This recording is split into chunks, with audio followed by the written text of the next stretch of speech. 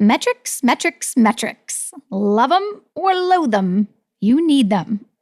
And in today's episode, we're diving into the metrics that should define your referrals.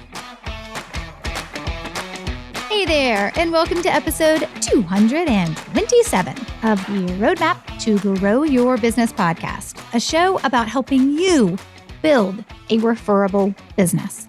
I'm your host, Stacey Brown Randall. Are you joining me in December in the heart of Charlotte for my special Refocus retreat? I'll be walking you through my reverse goal-setting methodology. And because we're keeping the group small, you and I will be chatting about your goals specifically. That's right. This is an intimate event, not a ballroom full of people. Just you, me, and a few other amazing business owners and sales professionals ready to give 2023 the fighting chance it deserves. You can find all the details at stacybrownrandall.com/goals. That's stacybrownrandall.com/goals, and Stacey has an E. I cannot wait to see some of you there. Metrics, metrics, metrics. So sexy, right? Well, you should think so. I mean, I know everybody doesn't, but you should. To be honest, I don't really actually necessarily love tracking all the things that we need to be tracking as business owners, because actually you have to slow down to track them. And I think sometimes that's where I'm like, that's the rub with me, is that I got to slow down to track it so that when I look back, I actually have data to look at, right? But I do absolutely love what the tracking reveals to me about decisions I've made, progress I've made, maybe progress I haven't made when things didn't go the way I thought they would.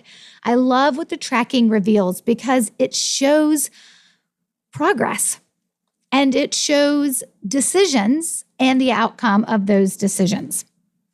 So we are well into the fourth quarter of this year, and I want to make sure you're good with the right metrics when it comes to referrals. So whether you use these metrics I'm about to give you and you apply them to this year, to 2022, or you just make the commitment to track this information starting at this point forward, moving into the last few months of 2022, or you promise me you'll start 2023, right? In this way. Don't make it a New Year's resolution. You'll forget by February.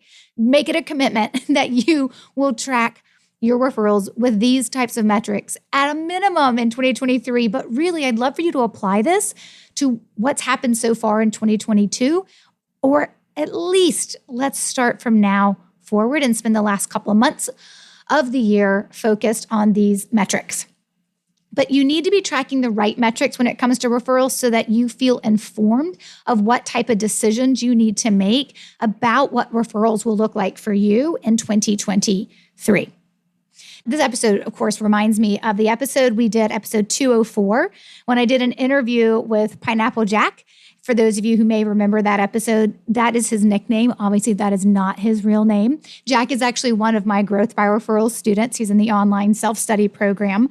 And so he came on to and he has a tracking metrics database building company for small business owners. And so he came on the podcast to talk about overall the metrics that we should be tracking and what that looks like and what you need and what you don't need and how to decide what you need from an overall health of your business. And it just reminds me of that because we had the same conversation about love them or loathe them, right? When it comes to metrics.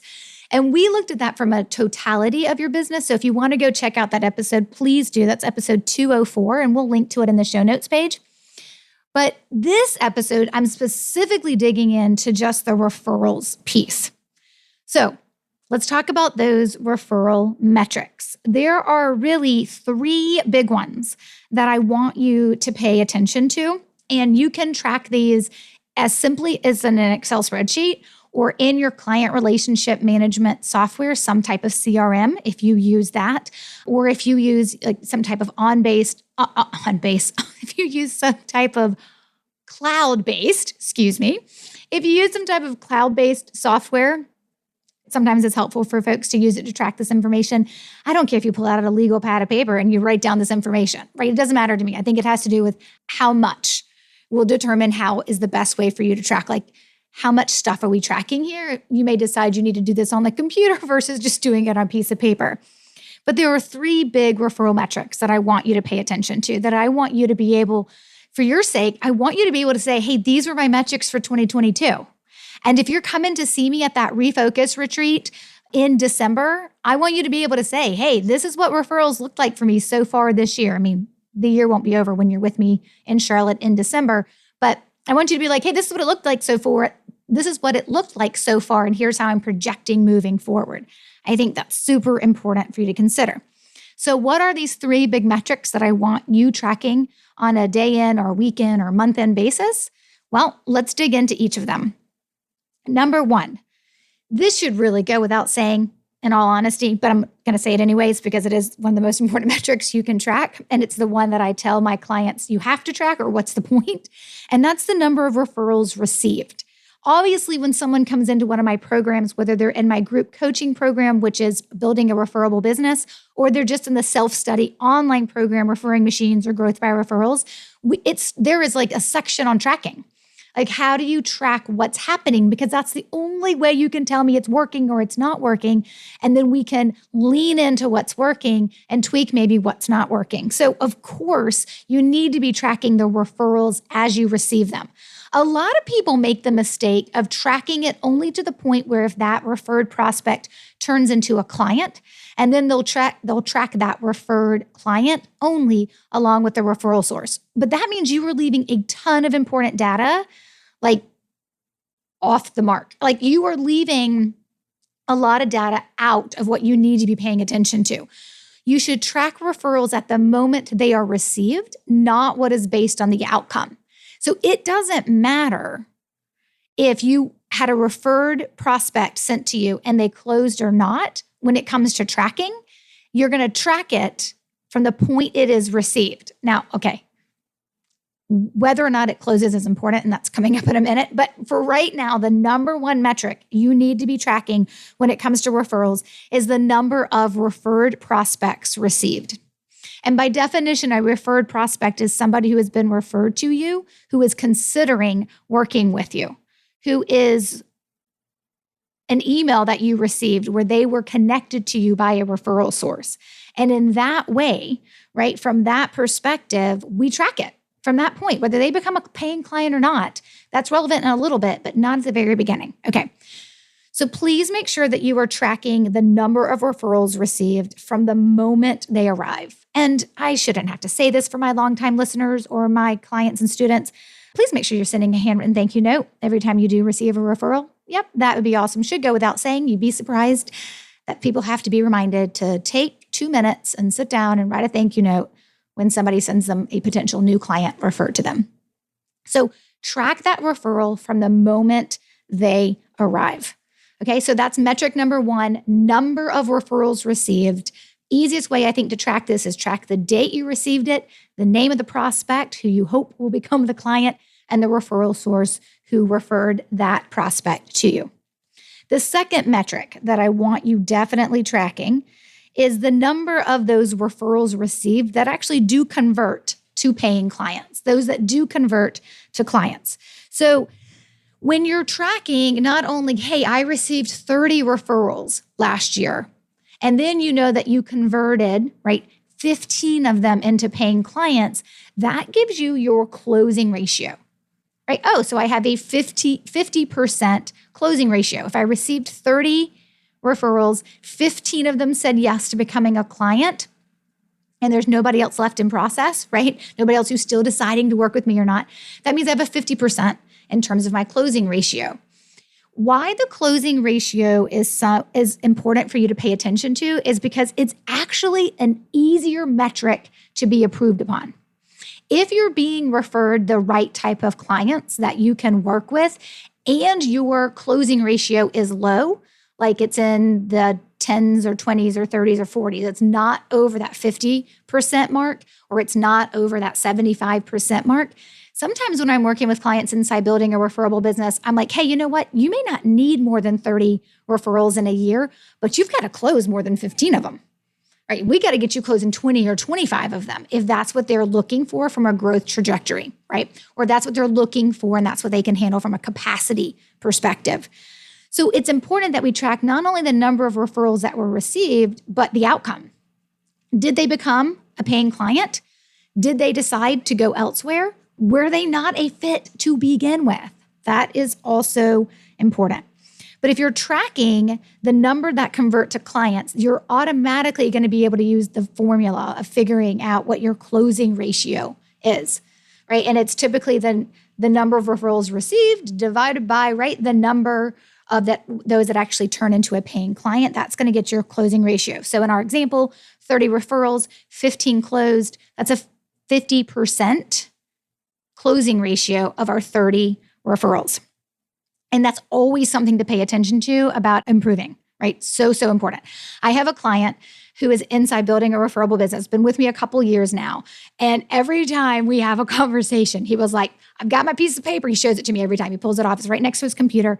And he shows me one specific question that I taught him to ask to every single referred prospect that is sent to him.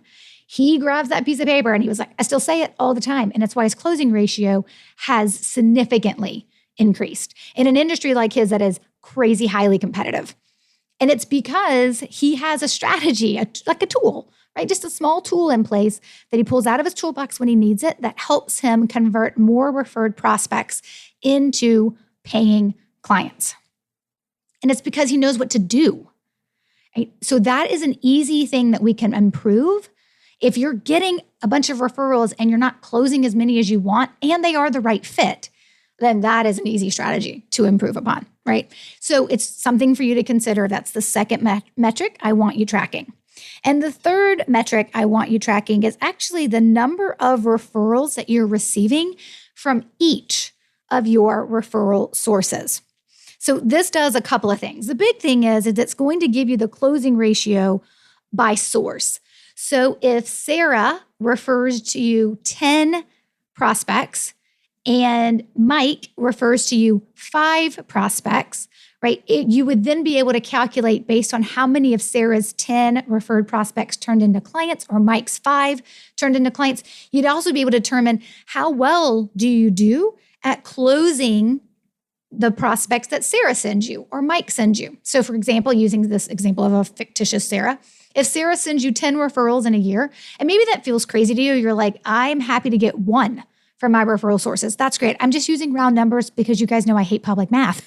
So 10 is actually easier for me to figure out percentages than like 2 or 3 is. Okay.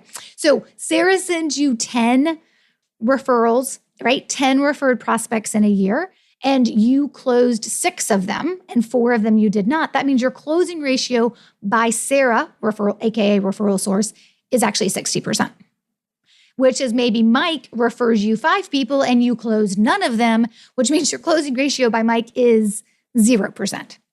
Now, why this is important is because that gives you insight into, based on how many you're receiving and how well you're closing them by individual referral source, it does give you insight into the quality of referrals you are receiving by individual referral source, right? It also gives you insight and is helpful when you're handling the levels, right, for when your referral sources increase. So if you have like half a dozen or a dozen or, maybe even like 15 referral sources, you probably don't have levels. Like I don't actually start telling my clients when they work with me, hey, you need levels for your referral sources based on how many referrals they give you on average in a year. You need levels. They're usually tipping over 20 to 25 referral sources. They're definitely in the 30, 40, 50 range when we're like, okay, now we need to level these out, like a gold, silver, bronze kind of a thing, because we have to manage it better. We have to have some different processes in place to manage it.